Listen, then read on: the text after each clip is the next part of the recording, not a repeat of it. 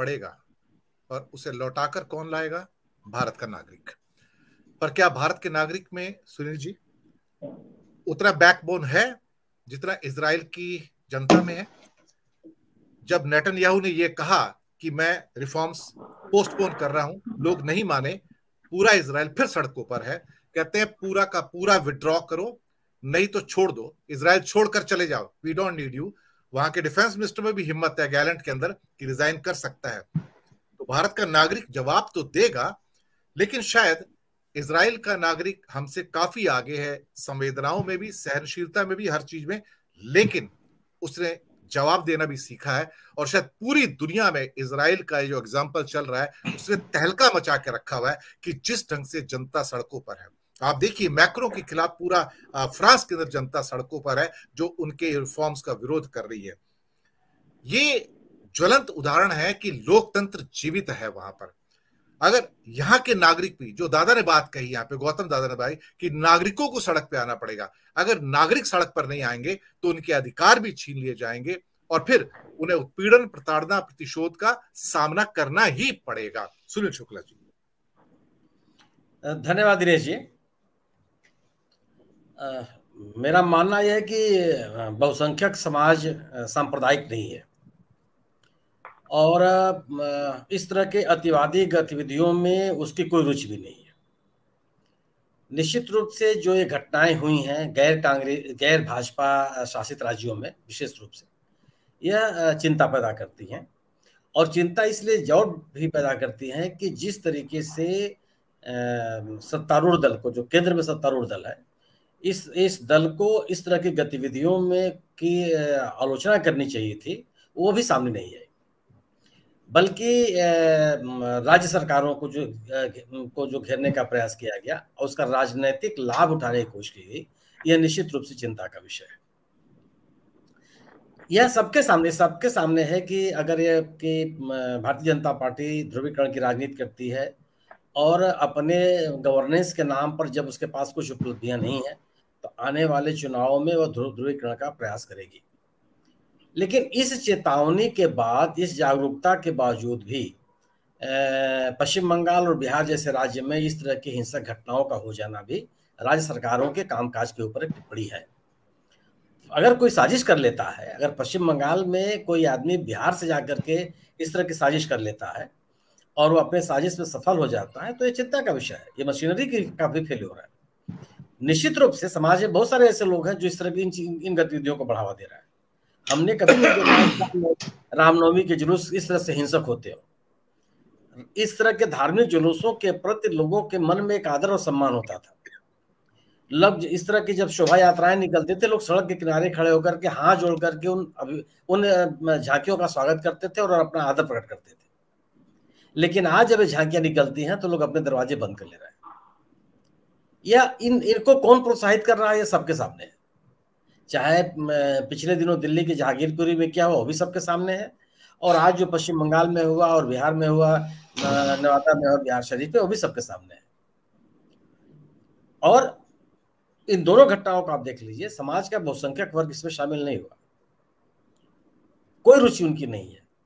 लेकिन लोगों को राजनीतिक रूप से जागरूक करने और सड़क पर लाने जिसकी आप बात कर रहे हैं, उसमें भी राजनीतिक दलों की बड़ी भूमिका है। हालांकि मुझे स्वीकार करने में सुविधा है कि लोग अपनी बातों को लेकर के सड़क पर आने में हमारे देश में हिचकते हैं।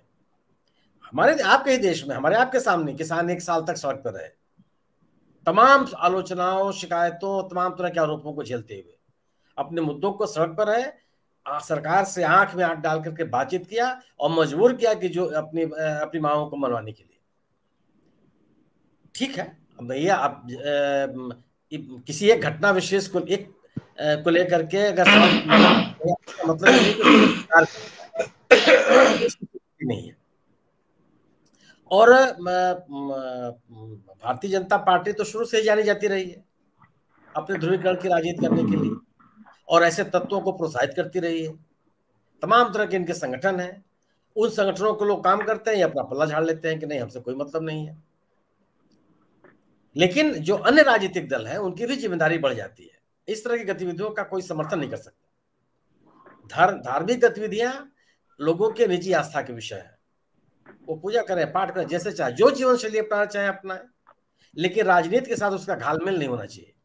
इस दुनिया ने चर्चों के खिलाफ संघर्ष देखा है, व्यापक संघर्ष देखा है, और चर्चों के राजनीतिक कार्यों में हस्तक्षेप से अपने आप को अलग किया विकसित समाज में, और कोई भी इसको स्वीकार करने के लिए तैयार नहीं है। दिनेश जी, आपके सामने धर्म आधारित राजनीति पंजाब में लंबे समय तक चलती रही, और उसी अकाली दल को पंजाब के लोगों ने एकदम खारिज कर दिया।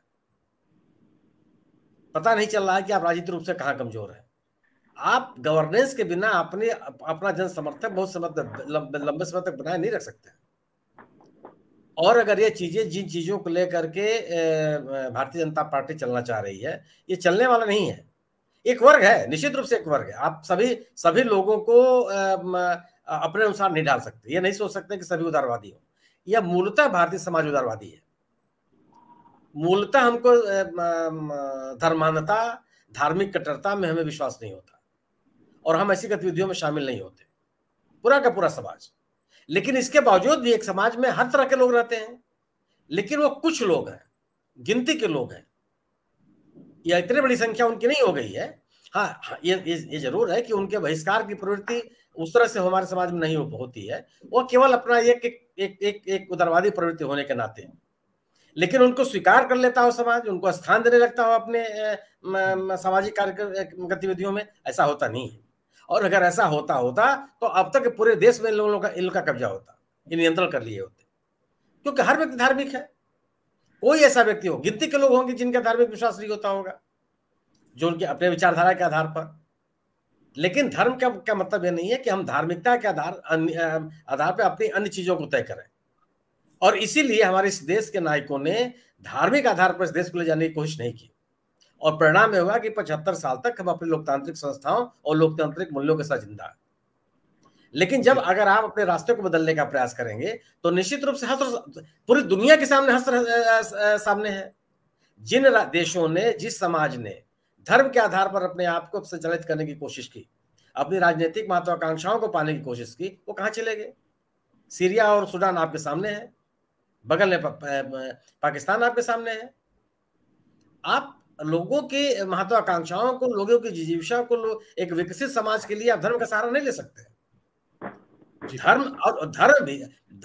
धर्म भी एक अलग चीज है, संप्रदाय का सहारा नहीं ले सकते आप। सांप्रदायिकता के आधार पर आप सामाजिक गतिविधियों को संचालित नहीं कर सकते। धर्म तो तभी आपको परिष्कृत करता है, आपको उदार बनाता है, आपके तमाम मानवीय गुण आपके अंदर पैदा करते हैं। लेकिन अगर आप अपने धार्मिकता के साथ, धार्मिकता के आड़ में सांप्रदायिकता को प्रोत्साहित करेंगे तो उसका असर तो बहुत ही खराब होना है। और यह कोई ऐसा नहीं है कि कोई कपोल कल्पना। लेकिन ये सवाल तो खड़ा ही होता है ना कि अगर कोई राजनीतिक दल ऐसा है जो अपनी राजनीतिक महत्वाकांक्षाओं के लिए इस तरह की गतिविधियों को प्रोत्साहित कर रहा है, इस तरह के तत्वों को प्रोत्साहित कर रहा है, तो जो लोग सत्ता में हैं वहां, जिनको उतना प्रतिकार करना चाहिए था, वह क्यों विफल हो गए? जी